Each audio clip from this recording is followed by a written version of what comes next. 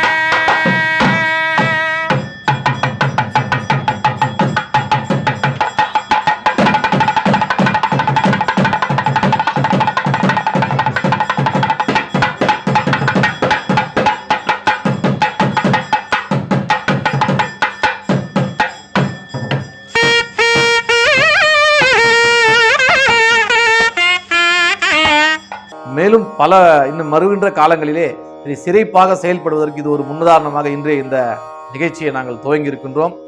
இது ஒரு சுகாதாரம் என்பது மிக முக்கியமான ஒன்று. அதனால அந்த சுகாதார நிகழ்ச்சியை நாங்கள் எடுத்து மரக்கன்றுகள் நடுவது ஒரு பக்கம் நடந்து கொண்டிருந்தாலும் சுகாதாரம் முக்கியம் என்பதனால் அந்த பூமியை சுத்தம் செய்கின்ற ஒரு வேலையை நாங்கள் செய்து கொண்டிருக்கின்றோம். இந்த ஒரு வாய்ப்பினை நமக்கு எல்லாம் நல்கிய என்னுடைய வணக்கத்திற்குரிய அம்மா அவர்களுக்கு நம்முடைய மேல்மருவத்தூர் ஆதிபராசக்தி ஆன்மீக கர்நாடகன் சார்பிலே கொடான கொடி நன்றிகளை தெரிவித்துக் கொள்கின்றோம்.